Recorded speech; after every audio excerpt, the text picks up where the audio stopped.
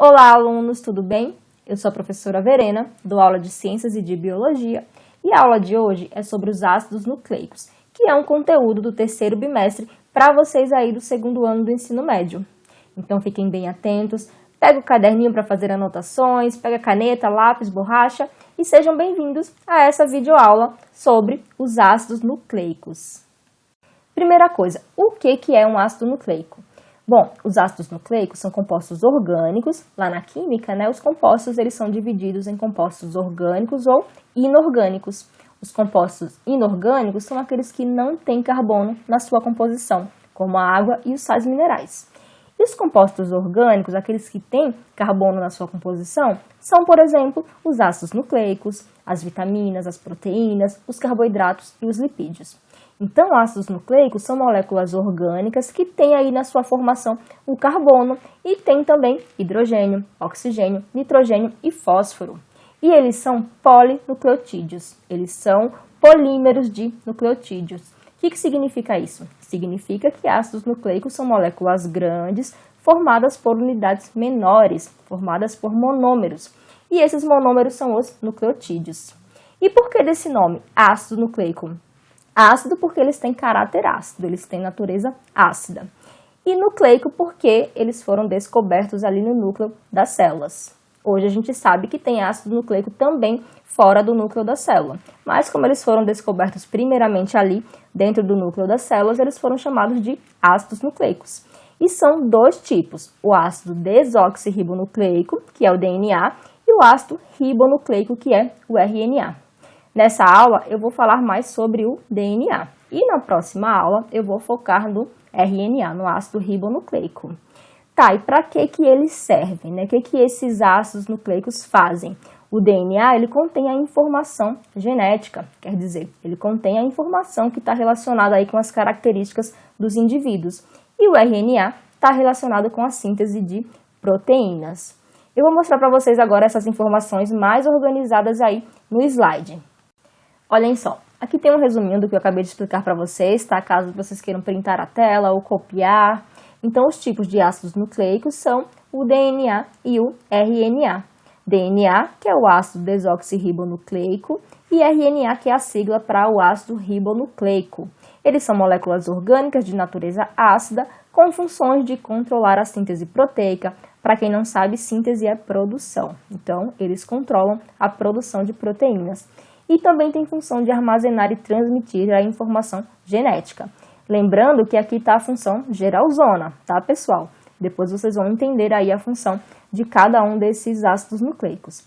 E tanto o DNA quanto o RNA, eles são formados por unidades menores, são formados por monômeros que são chamados de nucleotídeos. É como se o ácido nucleico fosse um trem. Imaginem aí um trem e cada vagãozinho do trem é um nucleotídeo, tá? Então, o ácido nucleico, tanto o DNA quanto o RNA, é formado por nucleotídeos, que são os monômeros aí desses ácidos nucleicos. E são justamente esses nucleotídeos que nós vamos começar a estudar a partir de agora. Eu falei para vocês que tanto o DNA quanto o RNA, eles são formados por unidades menores, que são os nucleotídeos. E cada nucleotídeo, por sua vez, é formado por um grupo fosfato, uma pentose e uma base nitrogenada. Acompanhem aqui na imagem. Então aqui a gente tem um nucleotídeo, que é formado por um grupo fosfato, pela pentose. O que é uma pentose? Pentose é um carboidrato que tem 5 carbonos, por isso o nome pentose, E a pentose do DNA é a desoxirribose. Agora, se esse nucleotídeo for um nucleotídeo de RNA, se ele fizer parte aí do RNA, a pentose vai ser a ribose.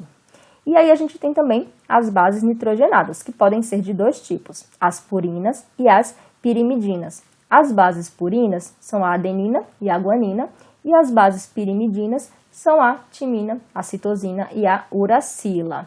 Tem uma dica aqui para vocês não confundirem, não esquecerem isso aqui, Quando a gente fala em pura, o que vocês lembram? O que vem aí à mente de vocês? Provavelmente vocês pensaram na água, Então, purina, pura, água, adenina e guanina.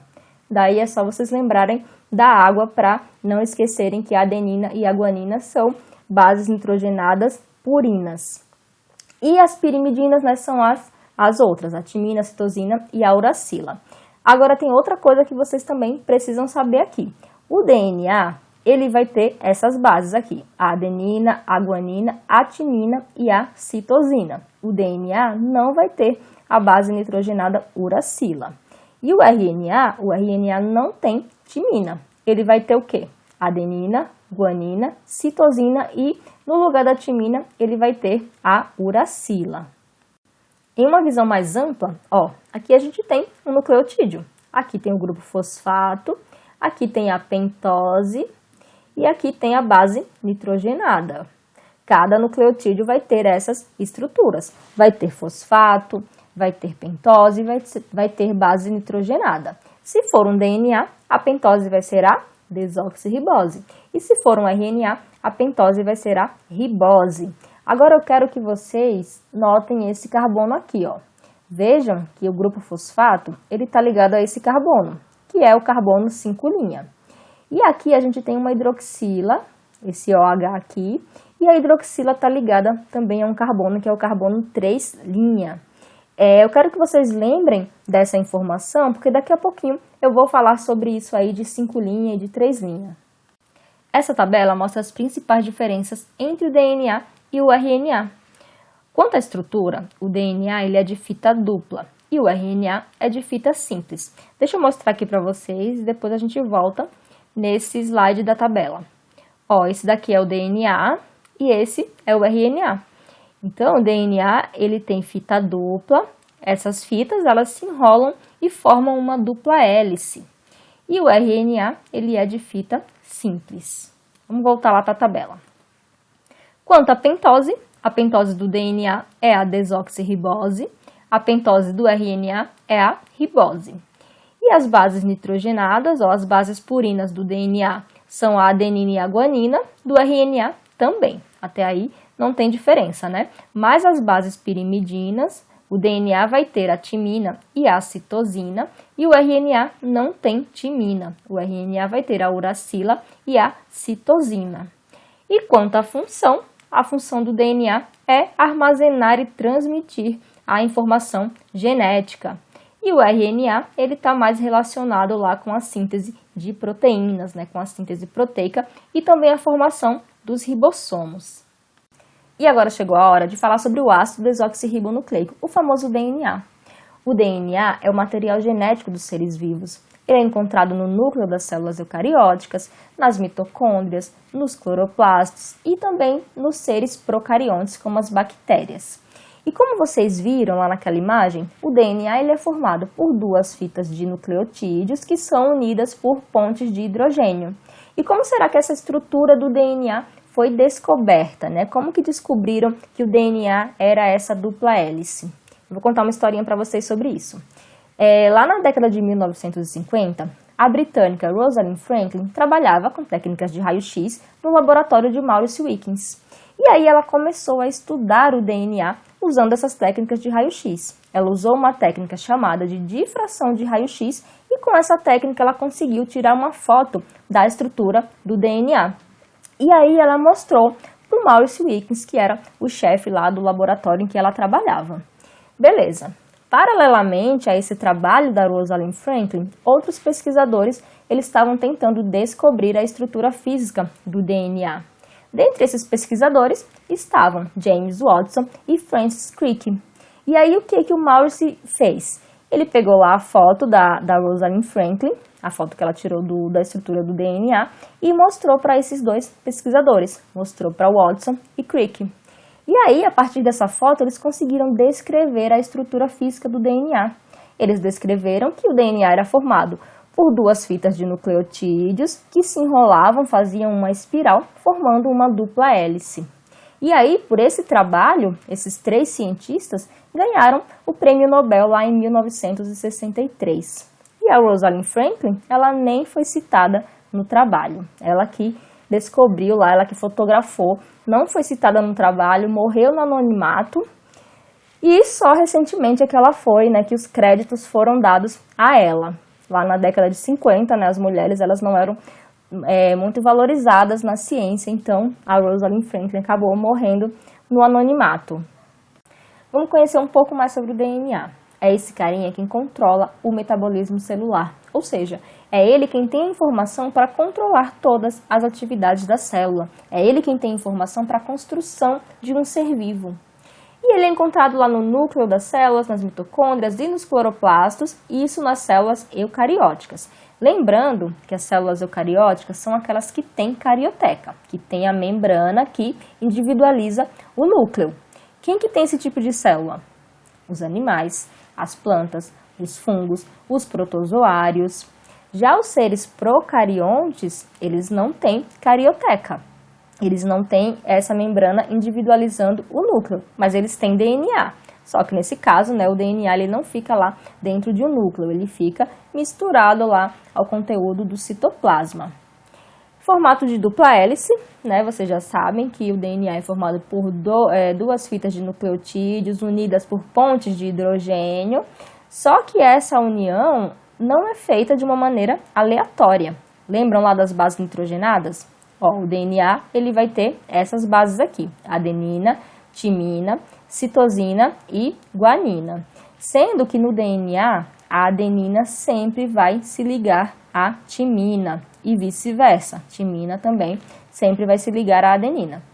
A citosina sempre vai se ligar à guanina e o contrário também. Guanina só vai se ligar à citosina. Não vai ser assim, não vai ser assim, tá? Sempre vai ser essa regrinha aqui. E outra coisa, em uma fita de DNA, a quantidade de adenina vai ser a mesma quantidade de timina. E a quantidade de citosina vai ser a mesma quantidade de guanina. Essa é a regrinha de Chargaff. Então, se eu tiver, por exemplo, 20%, se eu falar em um trecho de DNA tem 20% de adenina, eu vou ter também 20% de timina. Né? Se eu tiver 30% de citosina, eu vou ter também 30% de guanina. Essa é a regra de Chargaff. Aqui, galera, só para vocês entenderem a relação entre DNA, cromossomo, gene. O cromossomo é o DNA condensado. Ele é formado por DNA e por proteínas que são chamadas de estonas. Nós, seres humanos, temos tipicamente 46 cromossomos nas nossas células, com exceção das células sexuais, dos gametas. Gameta masculino, que é o espermatozoide, e o gameta feminino, que é o óvulo. Nessas células, nós temos metade do número de cromossomos. Nós temos, então, 23 cromossomos lá nos gametas. E gene? Gene é uma porção de DNA, é um pedaço da molécula de DNA que guarda informações para uma proteína ser formada. Nossa, professora, o que é isso? Como que eu vou entender essa estrutura? Calma, vai entender sim. Isso aqui, pessoal, nada mais é do que o DNA. A dupla hélice aberta, mostrando melhor aí os nucleotídeos, a ligação entre as bases nitrogenadas. Aqui a gente tem uma fita do DNA, uma das fitas do DNA, e aqui a gente tem a outra fita do DNA. E elas estão unidas através das bases nitrogenadas. Aqui a gente tem uma adenina, que está se ligando a uma timina. Aqui embaixo tem uma guanina se ligando a uma citosina.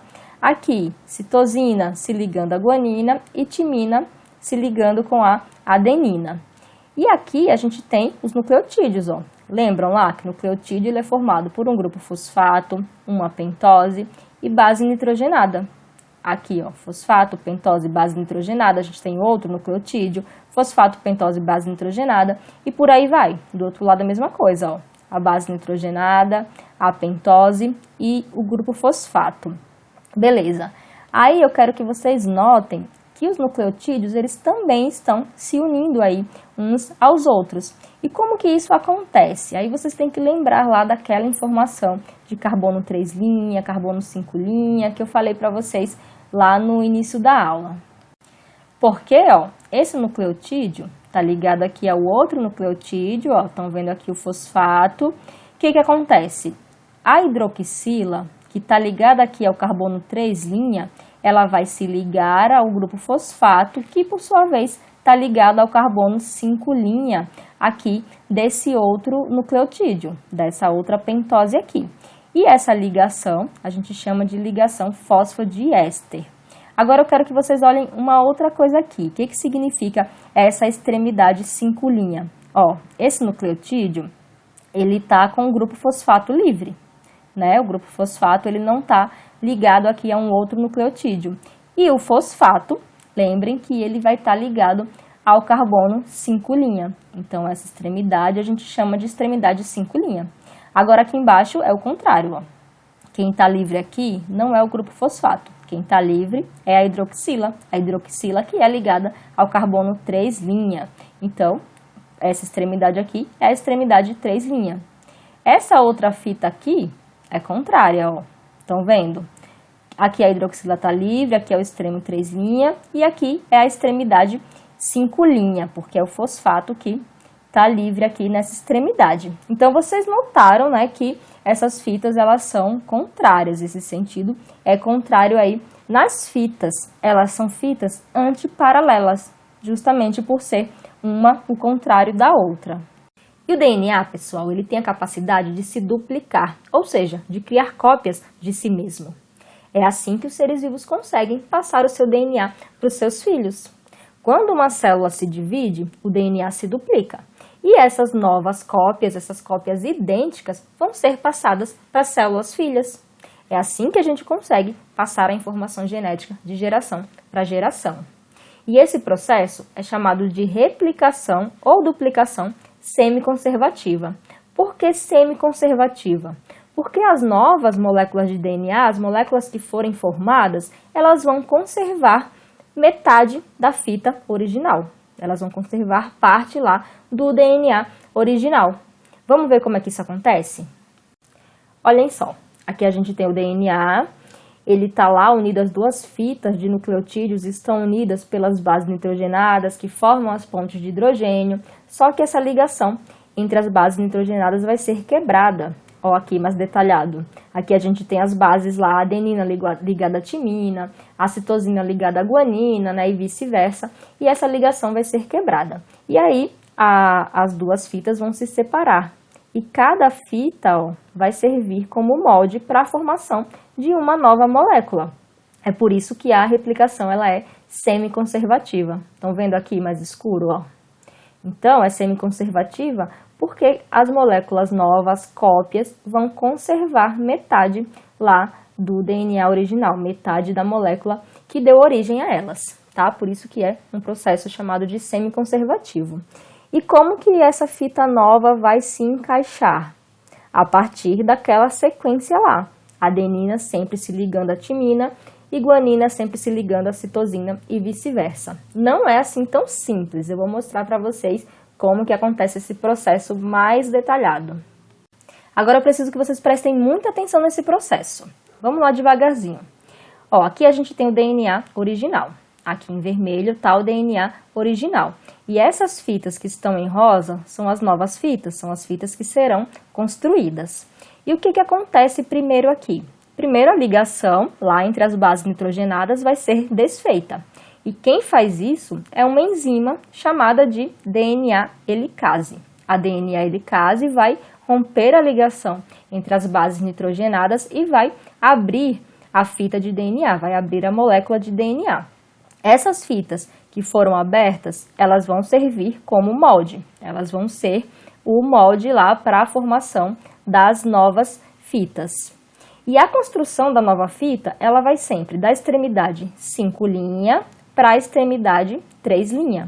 Ó, aqui embaixo, então, vai daqui para cá, vai começar da 5' para 3', e aqui em cima a mesma coisa, vai daqui da 5' para a extremidade 3'.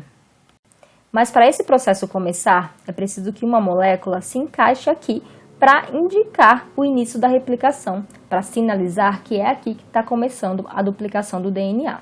Essa molécula é um RNA, chamado de primer. O primer ele é adicionado por uma enzima chamada de DNA primase. Depois que o primer é adicionado, vai começar a construção da nova fita de DNA. Ou seja, os nucleotídeos vão ser encaixados. E quem faz esse encaixe, quem começa ali a construção, é uma outra enzima, chamada de DNA polimerase.